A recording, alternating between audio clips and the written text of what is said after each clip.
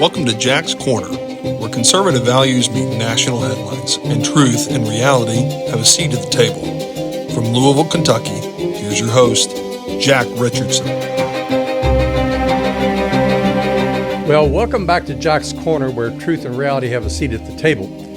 And I know everybody is excited about Trump's speech to a joint session of Congress last night, which was basically the longest in history, next to Bill Clinton's. But before I get into that, I want to start with another topic here, and that's with regard to a time for a paradigm shift. And we do need a time for a paradigm shift.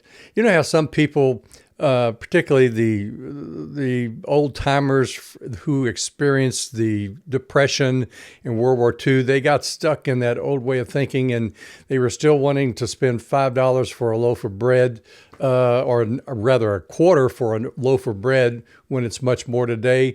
Well, we need a paradigm shift here in this country. And here's a reality check for you. You know, sometimes we forget to update our thinking, and it begins to cause a lot of problems, and we just don't seem to be able to figure out where it's all coming from. Well, it's because we have failed to do an update just like we do on our computers. So here's an update and a reality check for you that if we don't get a grip on it really soon, you in this country will pay dearly for it. First of all, many of who we used to call our allies no longer are our friends.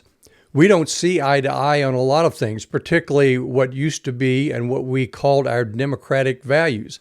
From Germany to France to England and Ireland, if you speak your mind, you may very likely end up in jail, particularly if you are a conservative. Secondly, many of the Europeans like the fact that Americans are still caught up in the old Cold War mentality, and they like it that way. Why? Because we are paying a fortune to keep Europe propped up. Think about this. We provide most of the military protection for Europe, and we're losing over $300 billion a year in trade deficits to them. Do you think for 1 minute they are grateful? No. Zelensky showed us that last Friday in the Oval Office. They are constantly working behind our back, and the reason why is because most of the governments over there in Europe today are leftist controlled and do not identify with any of our values. That's what Vice President Vance was signaling in his speech over there in Munich. And recently you heard President Trump state that the European Union was created to basically screw America. There is so much truth to that. People just wake up. And he is exactly right. They envy us. And remember, envy equals hate. We simply have not been paying attention, and of course the leftists in Europe share the same genetics as the leftists in our Democratic Party here in this country. As I said in an earlier broadcast, Elon Musk came up with one of, I think, the best ideas that I've heard in a long time, and that is we need to drop out of NATO because Europe is not paying its fair share. They always work behind our backs and against our interests, and now they want to draw us into a war in Ukraine and having our soldiers die on a foreign battlefield. If we were to drop out of NATO, you would see these European rats scurry around to provide for their own defense, which they should have been doing decades ago. These European rats collaborated with Zelensky prior to his rude and arrogant presence with Trump in the Oval Office. This was all a planned and coordinated attempt to bypass Trump and preach an emotional appeal to the American public just to suck us back in to spending more money. But worse than that, to convince us to sign an agreement and agree and guarantee to put American boots on the ground over there. Now, it has been revealed that Zelensky, in his own words, has stated he does not want a ceasefire and said that the end of the war is going to be a long, long way off. Folks, when you carefully assess this man and his mannerisms, the way he talks and his messaging, there is a lot that is psychologically wrong with him. He is all about trying to establish his own legacy, satisfy his lust for vengeance, and at what price? I can tell you what the price is. It's other people's lives and their tax dollars. And in the meantime, he is trying to sucker this country into providing Ukraine security guarantees, which most Americans don't know what that means. Well, I'll tell you what it means. It means signing on to a NATO-type Article 5, where if Russia were to intervene again into Ukraine, American soldiers would be on the ground. They would be face to face with Russian soldiers, and they'd be fighting in Ukraine and dying in Ukraine. Let me also remind you that Zelensky has been overtly political here in America and has interfered in our elections and sided with the left starting back in 2016, trying to defeat Trump. He is not a wise man. In fact, he is unfit for the job because he is pursuing a personal vendetta against Putin and has become oblivious and indifferent to the loss of life. He thinks he has the right and unconditional power to order other humans to their deaths by marching against the Russian meat grinder. As Lindsey Graham said, he needs to resign. Here's a newsflash for everyone. Russia will not lose this war. This nuclear giant will eradicate and irradiate Ukraine before Putin suffers a loss. Anybody that can't see that is irrational and psychotic, because that is a simple reality that we are living with. That is something, and the kind of peace we would like disappeared 10 years ago under Obama.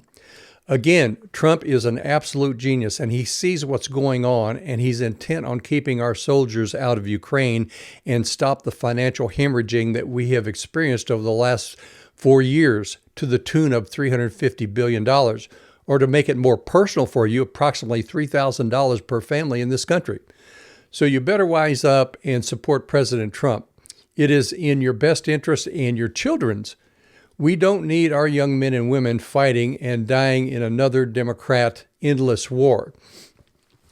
Now, I want to start doing something else in my podcast, and that is picking out the liar of the week. And I think this is something important that we need to do. We all need to start doing this, but we need to start picking out the liar of the week from not only the media, but from Congress. And the liar of the week this week for me is Democrat Senator Chris Murphy of Connecticut. As Jeffrey Blahar of National Review noted, Senator Murphy, when he speaks, gives us a mishmash of empty rhetorical calories, a plate of disingenuous nonsense whipped up on the quick. Murphy is a master chef of a particular sort of gaslighting inanity. In the years I have observed Murphy, he has never been introduced to the truth, and if he were, he still wouldn't recognize it. He is a political hack given over to the extreme left. His policy picks are truly partisan and to an authoritarian end.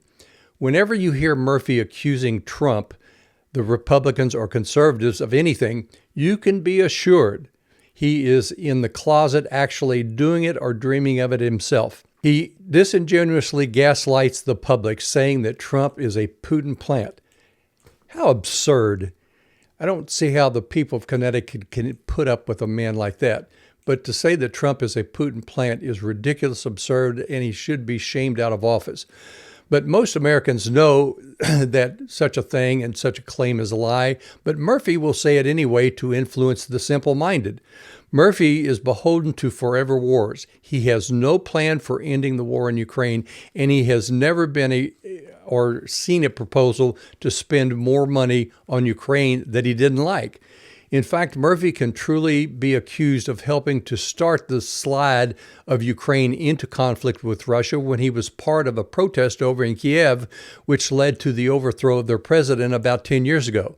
Yep, he interfered with another country's election with disastrous results. But see, most people don't know that. He is a Marxist ideologue. He hates anything that smacks of common sense, and he has a passionate hatred for Trump.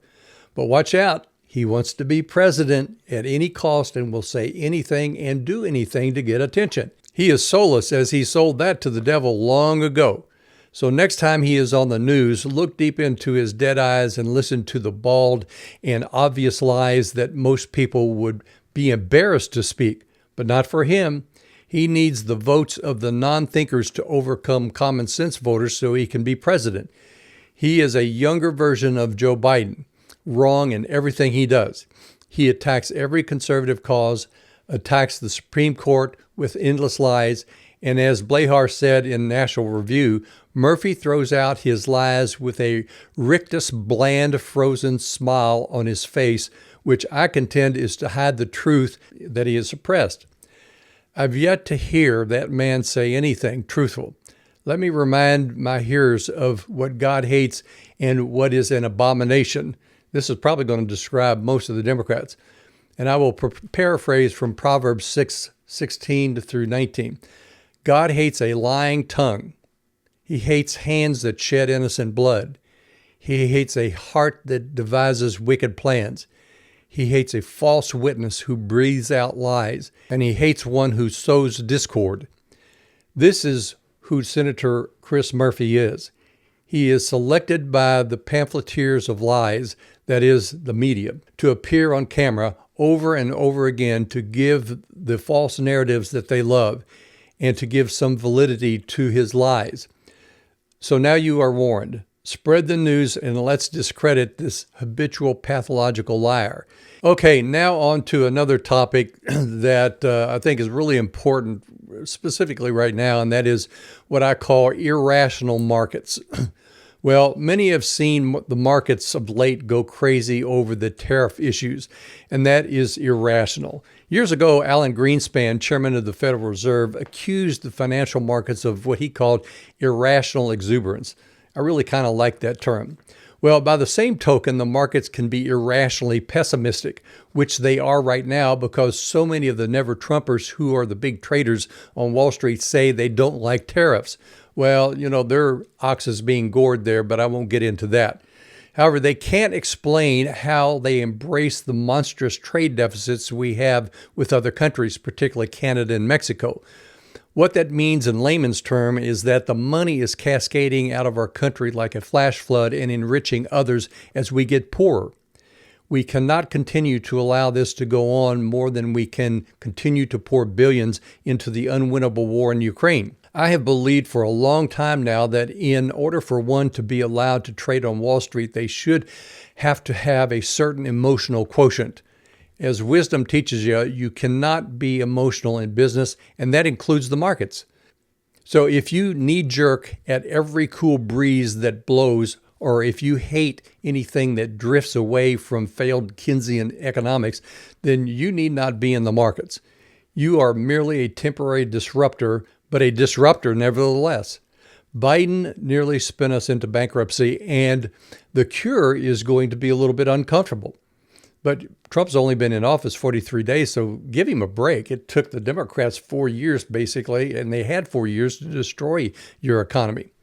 Those who are complaining now are the same people that went along with Biden's spending. They need to be held accountable and told to shut up. They have no credibility. However, let me ask, have you caught yourself yet being gaslighted by economists who never get it right? The Atlanta Fed has just released their assessment on Trump's tariffs, and they do not believe that it is going to have any significant impact on inflation. This is hurting Canada and Mexico significantly, and the tariffs are likely to be very short-lived. Remember, and as other sources have been saying, Trump's tariffs in his first term did not cause inflation, and Biden even kept them in place when he could have removed them. Let's reject the fearmongers. Settle down. All the hype is from those who know that the tariffs are likely to usher in an economic boom, like we had in Trump's first term. His opponents don't want that for obvious reasons. Take a deep breath and relax. The tariffs will make us a much stronger and wealthier country. Now on to what I talked about at the beginning, Trump's speech to a joint session of Congress, and what I also call the physiognomy of the left. Have you ever noticed how evil looks evil, or how some people look outwardly what they are inwardly? This is what we see in the Democrats today. It is called physiognomy, or discovering the temperament and character of a person from their outward appearance.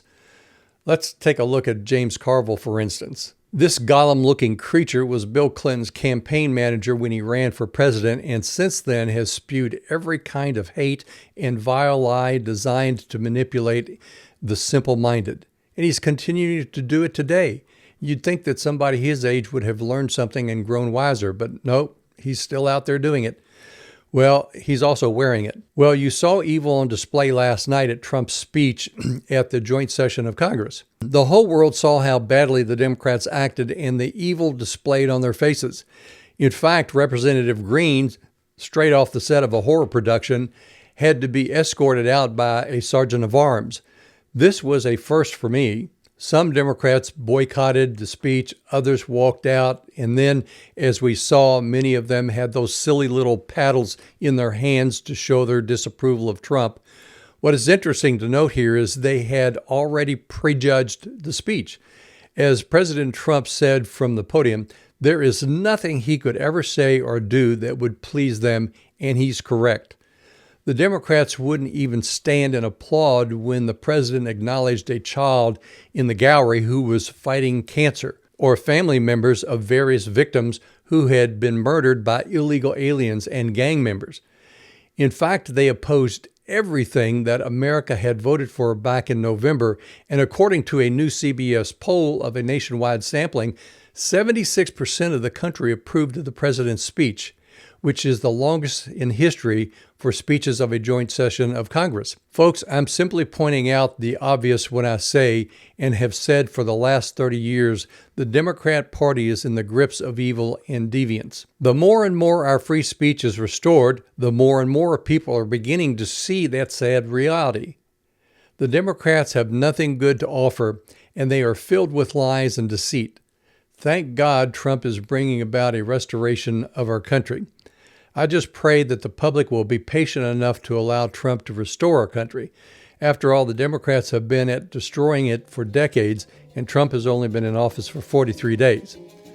I will close with this. For years, you have heard the Democrats say that the crisis at our southern border could not be fixed, and it would take a congressional action to do it. However, President Trump did it in 30 days. President Trump deserves your prayers and not your criticisms. And with that, I encourage every one of you to stay informed and get involved. Thank you for joining us today. This is Jack's Corner, and I'm Jack Richardson.